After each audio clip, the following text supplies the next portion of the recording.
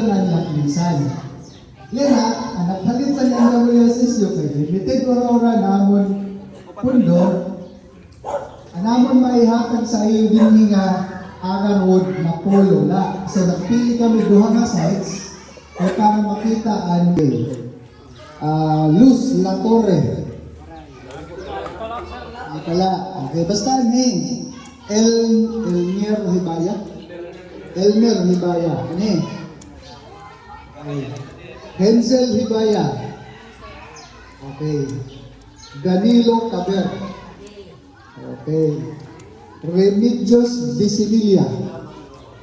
Okay. And then Antonio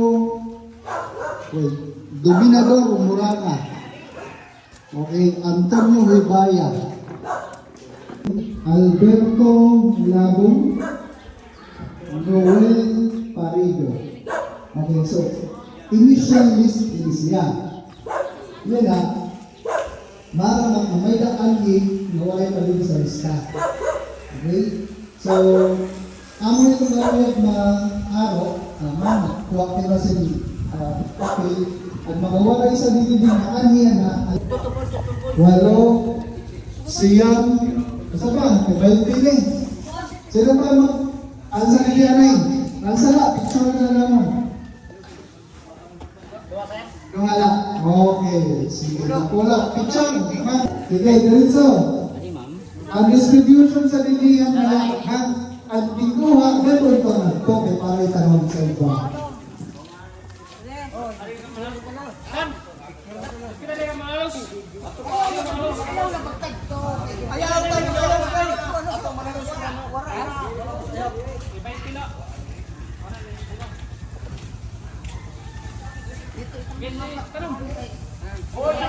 Ang tagadagan ang kuwan. Oh, ito mo na magagay dan mayadasan kuwan. Ang zip line gati ano to kay basi. Sag ka na niya to.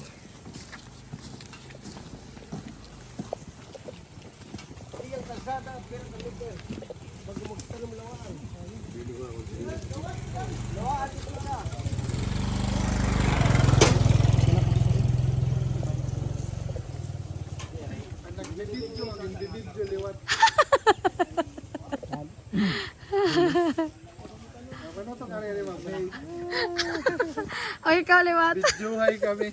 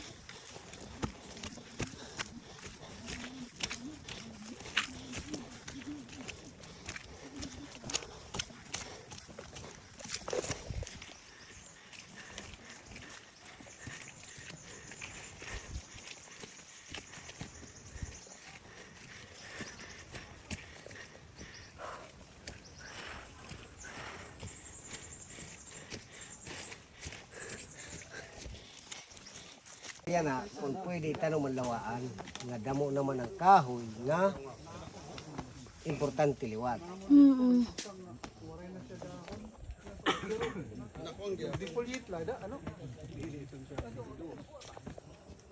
Kung sa hudlom ang pagharampangan, mahudlom. Kung sa tinom, matitinong ka talaga. Alam mo? We're here.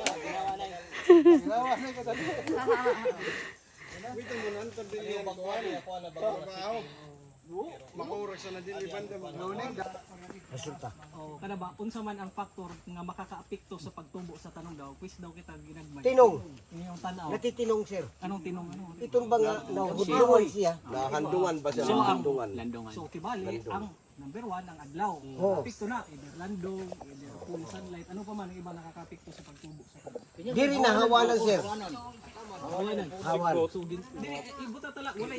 Bisan pag wala na nimo gitanom, nabuhi lang nga tanong dira. So usa na ka pagpahawan, anthropogenic factor ito, cultural factor. Pero nakapekto gud sa tubo sa tanom, kahoy mana or agricultural crop, number 1 sunlight. Gikan man sa atong adlaw ang pagkuha pagkaon sa atong tanom, process sa photosynthesis. Ikaduha, ang tuna. Eh kung gibali, ang tuna liwat ang nagsusuporta liwat sa tanom gamit ang iyang ugat para makahigop og tubig, dili la tubig. Ang mga gitawag nato og mga nutrients, nitrogen, phosphorus, potassium nga kailangan og other micronutrients. Aside ana ano pa man. Mao na ang iyang temperatura, humidity, kada mula ano. Pero ang iba-iba nga klase nga mga tanom, iba-iba liwat ang gintatawag nga adaptation.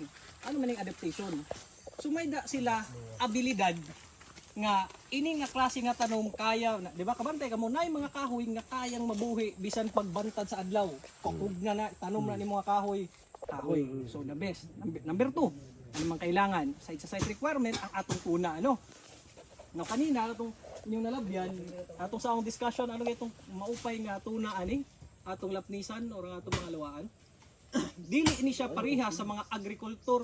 Ay ano pag putula. Kasayang itaw na yung pagputula. Padamo. Kaya ito na ila pagputula. Pumati ano, pumati. Oh. Excited na naman. Pero kana ba nga nawa na nung kuan? Ano tong kuan? Ikaduha na. Ikaduha ang atong soil. Soil. Now dili po sensitibo ang mga forest trees mo. May pagka dark color, mga blackish ang color ba? Ito man, di ba? Kita nato. Nagtitika ubos ka, nagtitika light brown, hanto nagtitika orange. Ang level ana niyang color may indication na siya sa iyang fertility sa tuna. Anong fertility? Ang iyang nutrient availability sa tuna. Ang pinakaibabaw, mao to ang high nutrient rich. Kay humus layer man, A horizon. Titika ubos ka, nagtitika less ang iyang nutrients. So ang ideal is once magkuan ka, di ba? Yan ka. Ano? Mas maupay imong i-separate ang topsoil didi, separate liwat mo ang kanong didi. For example ani no, tanggali ni. Kay ngano man, kaya later i-discuss ko ito. Separate nimo ang kuan. Na. Kay niyan, sige daw, padayon na daw align ko. Tama kay 25 gano sa tuong pala 13. Sige. So ang sir unsa pug kalawma, di ba? Unsa man ang kuan niyo, unsa man kalawma? Ang kalawmon, sakto ito. Dili ka magkulang, dili ka liwat magsubra. Aw kuan la. Ingana liwat ano, ingani. So dapat liwat, ang idea is ang atong natin gitatawag na root collar man ini. Ang anong pinaka dinhi ba, di ba? So dapat di siya di siya sobra liwat nga adi sa ibabaw, di po siya pwede nga sobra. Kana sakto la kung asa diri maro pud ang ito. Pero before ana imo na siyang imo gihapong kuanon sa tawag na masahion. Press na i-compact nimo. Kaya kung di nimo i-compact, pagtanggal yung buruglag, stress ito ni. Mapatay ito ang atong sige po dito. Kaya ang atong pinaka main idea so dapat gani gisaribuhan nga limot ako pag sirina no. Ako lang itanong ni, ikuan mga yan. Tulos man nila. Ang kuan mga yan ang atong ibutang dinhi ang agarwood. Maybe ang ining dako awat time ba hino man taga dai hino wad. Andako. Tubigan. Iba. Ang iba liwat ini nga mga lawaan ang kuano murag basa pa man. May niyan lapnisan nga usa nga klase nga lapnisan may niya mga bunga. Iton? May pagtaro po. Diri po. Sa pamilya la iton sa mga kuan tibig nga gitawag. Kinano? Nabalik ko sa istorya kay ngano man tong importante nga basa-basa kita kamo ani yang gitawag na tong mga fibrous root. Mao na ang pinaka kuan, pinaka critical kay pag ito na expose tapos nag-dry, dakog chance sa mamatay gud ang imong tanom. Mao nang importante even sa howling mao ganang usa sa number one source nga nagkakamatay nga atong mga seedling. Kaysa pag transport labi naglayo kayo. Tas kana ang iyang tuna na kataprak tungod sa laro sa ito. Itong kila abono pakibali. Wala may mababaw. Sige, tas may palibot na. Una pagtapok yan mga. Ngadto na. Kay mo nang ginhimo man gud sa iba, di ba pagbalik katog gyapon ang nas pinakailarom ining one light ug color. Nya less ang iyang nutrient. Kung kikita na to logic, mas maupay gad og ang atong gibutang sa ilarom para paggawas niya dito sa iyang nakuan ngadto na siya sa may maupay. Taas na yung chance of survival. Mas maupay siya sa maupay. So karon di na pwede sukan sir. Di magbutang gihapon kita og detect kay konsero. Ayaw pud kamo pagpotolog kanang kana ba na. Pwede niyan kwan. Ayos na buno. Okay, tapos karon natay gid patawag atong giingon nga geotagging. So ang geocam. Picturean na. Picture. Pero ano? Lima pala, lima. Lima, pwede na kuno lima. Pwede na to lima. Wala naman tama. Simpay, ano yung kababaw? Babaw. Wala na. Naglilibot kit nga, natawad niya. Mo pa gyapon. Gawat, gamot. Dili pwede diri ko.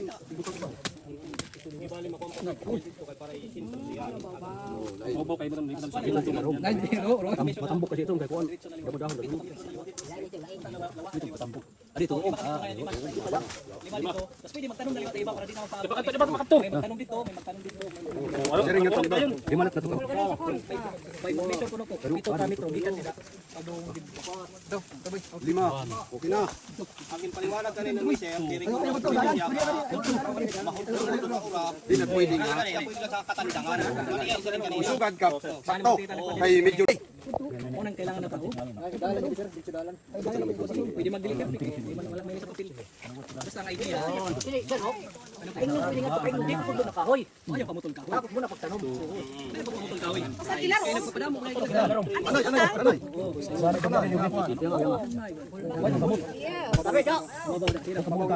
Anay. Hamabaw pa. Kulang pa, kulang. Kulang pa siya. Tanggalon pa.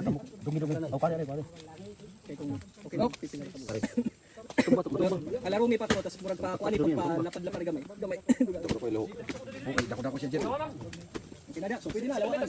Oo, mo na dira. Tapos nato sa kating. Lima, pwede na lima. Sige. Ay naman. Upat adto ka pala. Intago naman niyo yung pala naman. Tapos lawaan, tapos may dapat diri ko sa dina. Oh, may dapat dira. Tapos ito isa dito. Oh, lima lang, okay lang doon. Tapos dito po tayo. At bang liwat ani, lima liwat dito. So okay na. Tagla. Kampo na lang tayo. Adi ang pampinising. Kadabaw kay para panos. Hindi, adaman lang yan. Yan lang. Ang parakuha darag sa liwa. Darag. Waray darag. Kap. Waray darag. Mag-order kitsin sa kuwan. Tapos but nga natong bamban nga stock. Tapos picturean liwat ay sa window. Ito na mo, pag may siya kauyag. Basta ay lapag tutula. Babal. Di sir window. Murag isag nakakuan gad. Nakita ang tibuok nga kahoy.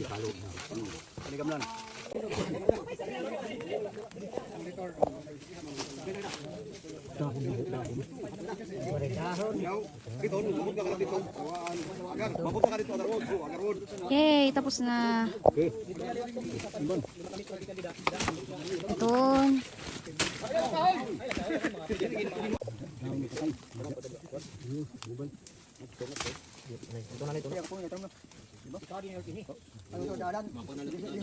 Ayaw na iglis na sa dalan gabay no. Naman ang gawa sa mga itong. Masahe anay ha, tisling buhi ano sidling mo masahe.